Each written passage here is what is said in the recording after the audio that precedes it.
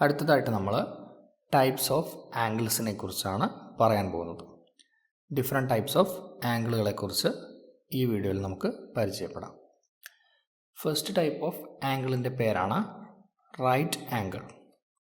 എന്താണ് പേര്? Right angle എന്നാണ് ഫസ്റ്റ് ടൈപ്പ് ഓഫ് ആംഗിളിൻ്റെ പേര്. എന്താണ് റൈറ്റ് ആംഗിൾ എന്ന് നമുക്ക് നോക്കാം.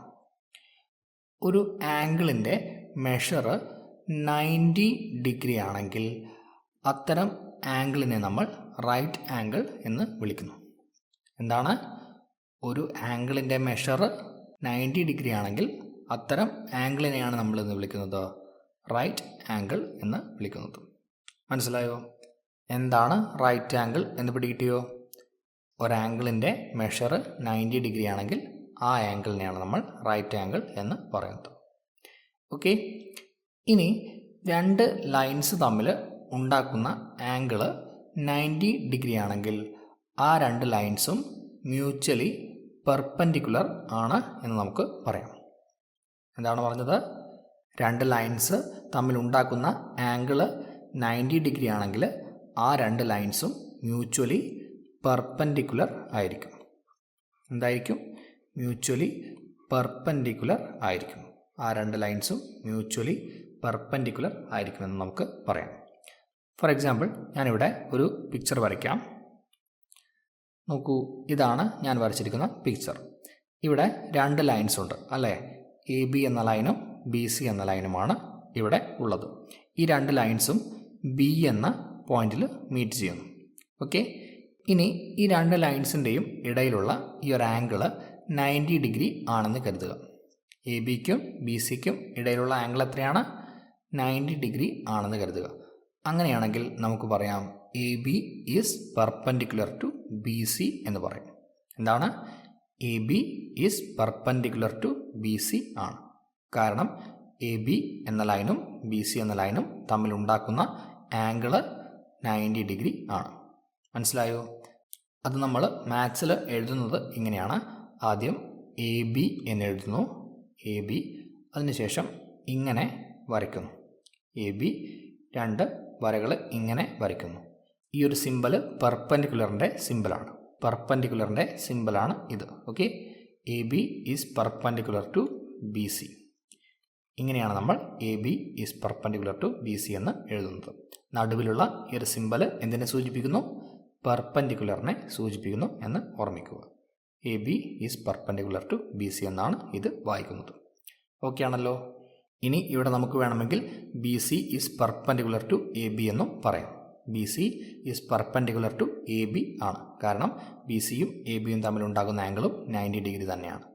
ഓക്കെ, സോ നമുക്ക് BC is perpendicular to AB എന്ന് പറയാം. അത് നമ്മൾ ഇവിടെ എഴുതുന്നില്ല, ഓർത്തിരിക്കുക. ഓക്കെ, ഇനി ഒരു റൈറ്റ് ആംഗിളിനെ നമ്മൾ സൂചിപ്പിക്കുന്നത് ഒരു റെക്റ്റാങ്കിളിൻ്റെ പകുതി പോലെ വരച്ചിട്ടാണ്. ഫോർ എക്സാമ്പിൾ, ഇവിടെയുള്ള ആംഗിൾ 90 ഡിഗ്രിയാണ് എന്ന് നമ്മൾ പറഞ്ഞു അല്ലേ? ആ ഒരു ആംഗിളിനെ നമുക്ക് ഇങ്ങനെ സൂചിപ്പിക്കാം. ഇങ്ങനെ ഒരു റെക്റ്റാങ്കിളിൻ്റെ പകുതി പോലെ വരച്ചാൽ അതെന്താണ്? അതൊരു റൈറ്റ് ആംഗിൾ ആണ്. മനസ്സിലായോ? റൈറ്റ് ആംഗിളിനെ സൂചിപ്പിക്കുന്നത് എങ്ങനെയാണ്? ഒരു റെക്റ്റാങ്കിളിൻ്റെ പകുതി പോലെ വരച്ചിട്ടാണ് നമ്മൾ റൈറ്റ് ആംഗിളിനെ സൂചിപ്പിക്കുന്നത്. ഇതാണ് റൈറ്റ് ആംഗിളിൻ്റെ സിമ്പൽ. ഇവിടെ ABക്കും BCക്കും ഇടയിലുള്ള ആംഗിൾ 90 ഡിഗ്രിയാണ് അല്ലേ? റൈറ്റ് ആംഗിൾ ആണ്. സോ നമുക്കതിനെ ഇങ്ങനെ ഡിനോട്ട് ചെയ്യാം. ഓക്കെ ആണല്ലോ? എന്താണ് റൈറ്റ് ആംഗിൾ എന്നും പെർപെൻഡിക്കുലർ എന്താണ് എന്നൊക്കെ മനസ്സിലായല്ലോ? ഇതാണ് ഫസ്റ്റ് ടൈപ്പ് ഓഫ് ആംഗിൾ. ഇനി നമുക്ക് സെക്കൻഡ് ടൈപ്പ് ഓഫ് ആംഗിളിനെ കുറിച്ച് പഠിക്കാം. ഇനി സെക്കൻഡ് ടൈപ്പ് ഓഫ് ആംഗിളിൻ്റെ പേരാണ് അക്യൂട്ട് ആംഗിൾ. എന്താണ് പേര്? അക്യൂട്ട് ആംഗിൾ എന്നാണ് സെക്കൻഡ് ടൈപ്പ് ഓഫ് ആംഗിളിൻ്റെ പേര്. എന്താണ് അക്യൂട്ട് ആംഗിൾ എന്ന് നമുക്ക് നോക്കാം. ഒരു ആംഗിളിൻ്റെ മെഷർ 90 ഡിഗ്രിയേക്കാൾ കുറവാണെങ്കിൽ അത്തരം ആംഗിളിനെയാണ് നമ്മൾ അക്യൂട്ട് ആംഗിൾ എന്ന് വിളിക്കുന്നത്. എന്താണ്? ഒരു ആംഗിളിൻ്റെ മെഷർ 90 ഡിഗ്രിയേക്കാൾ കുറവാണെങ്കിൽ അത്തരം ആംഗിളിനെ നമ്മൾ അക്യൂട്ട് ആംഗിൾ എന്ന് വിളിക്കുന്നു. മനസ്സിലായോ? അതായത് ലെസ് ദാൻ 90 ഡിഗ്രിയുള്ള ഒരു ആംഗിളാണ് acute angle. Less than 90 degree ആയിരിക്കും acute angle. Less than 90 degree ഉള്ള ആംഗിളാണ് അക്യൂട്ട് ആംഗിൾ. ഫോർ എക്സാമ്പിൾ, ഒരാംഗിളിൻ്റെ മെഷർ 60 ഡിഗ്രി ആണെന്ന് കരുതുക. ഒരാംഗിളിൻ്റെ മെഷർ എത്രയാണ്? 60 ഡിഗ്രിയാണ്. അപ്പോൾ അത് അക്യൂട്ട് ആംഗിൾ ആയിരിക്കുമോ? ആയിരിക്കും അല്ലേ? കാരണം 60 ഡിഗ്രി എന്ന് പറയുന്നത് 90 ഡിഗ്രിയേക്കാൾ ചെറുതാണ്. ലെസ് ദാൻ 90 ഡിഗ്രിയാണ് 60 ഡിഗ്രി. ഓക്കെ, അതുകൊണ്ട് നമുക്കെന്ത് പറയാം? 60 ഡിഗ്രി ഈസ് അക്യൂട്ട് ആംഗിൾ. മനസ്സിലായല്ലോ? ഇനി വേറൊരു ആംഗിളിൻ്റെ മെഷർ 75 ഡിഗ്രിയാണ് എന്ന് കരുതുക. 75 ഡിഗ്രിയാണ് മറ്റൊരു ആംഗിളിൻ്റെ മെഷർ. അത് അക്യൂട്ട് ആംഗിൾ ആയിരിക്കുമല്ലോ? ആയിരിക്കും, കാരണം 75 90 ഡിഗ്രിയേക്കാൾ ചെറുതാണ്. ഓക്കെ, ഇനി 45 ഡിഗ്രി അക്യൂട്ട് ആംഗിളാണ് അല്ലേ? കാരണം അത് ലെസ് ദാൻ 90 ഡിഗ്രി ആണ്. 45 ഡിഗ്രി എന്ന് പറഞ്ഞാൽ ലെസ് ദാൻ 90 ആണ്. ഓക്കെ, അപ്പോൾ സെക്കൻഡ് ടൈപ്പ് ഓഫ് ആംഗിളിനെ കുറിച്ചും നമ്മൾ മനസ്സിലാക്കി. അക്യൂട്ട് ആംഗിളുകളെ കുറിച്ചും നമ്മൾ പഠിച്ചു. ഇനി തേർഡ് ടൈപ്പ് ഓഫ് ആംഗിളിൻ്റെ പേരാണ് ഒബ്റ്റ്യൂസ് ആംഗിൾ. എന്താണ് പേര്? ഒബ്റ്റ്യൂസ് ആംഗിൾ എന്നാണ് തേർഡ് ടൈപ്പ് ഓഫ് ആംഗിളിൻ്റെ പേര്. Obtuse angle. എന്തായിരിക്കും ഒബ്റ്റ്യൂസ് ആംഗിൾ? ഒരു ആംഗിളിൻ്റെ മെഷർ 90 ഡിഗ്രിയേക്കാൾ വലുതാണെങ്കിൽ അത്തരം ആംഗിളിനെയാണ് നമ്മൾ ഒബ്റ്റ്യൂസ് ആംഗിൾ എന്ന് വിളിക്കുന്നത്. എന്താണ്? ഒരു ആംഗിളിൻ്റെ മെഷർ 90 ഡിഗ്രിയേക്കാൾ വലുതാണെങ്കിൽ അത്തരം ആംഗിളിനെ നമ്മൾ ഒബ്റ്റ്യൂസ് ആംഗിൾ എന്ന് വിളിക്കുന്നു.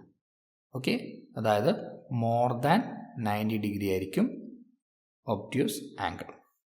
മോർ ദാൻ 90 ഡിഗ്രിയുള്ള ആംഗിൾസ് ആണ് obtuse angle. For example 120 degree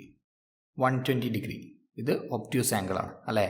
കാരണം 120 ഡിഗ്രി എന്ന് പറയുന്നത് 90 ഡിഗ്രിയേക്കാൾ വലുതാണ്. So 120 degree is an obtuse angle. അതുപോലെ 105 ഡിഗ്രി ഒബ്റ്റ്യൂസ് ആംഗിൾ ആണല്ലോ? ആണ്, കാരണം 105 ഡിഗ്രി എന്ന് പറയുന്നത് 90 ഡിഗ്രിയേക്കാൾ വലുതാണ്. ഇനി മറ്റൊരു എക്സാമ്പിളാണ് 97 ഡിഗ്രി ഒബ്റ്റ്യൂസ് ആംഗിൾ ആണോ? ആണ്, കാരണം 97 ഡിഗ്രി എന്ന് പറയുന്നത് മോർ ദാൻ 90 ഡിഗ്രി ഉള്ള ഒരു ആംഗിളാണ് അല്ലേ? അതുകൊണ്ട് നമുക്ക് 97 ഡിഗ്രി ഒബ്റ്റ്യൂസ് ആംഗിൾ ആണ് എന്ന് പറയും. ഓക്കെ ആണല്ലോ? എന്താണ് ഒബ്റ്റ്യൂസ് ആംഗിൾ എന്ന് മനസ്സിലായല്ലോ? ഓക്കെ, അങ്ങനെ നമ്മൾ തേർഡ് ടൈപ്പ് ഓഫ് ആംഗിളിനെ കുറിച്ച് പറഞ്ഞു. ഇനി നമുക്ക് നെക്സ്റ്റ് വീഡിയോയിലോട്ട് പോകാം.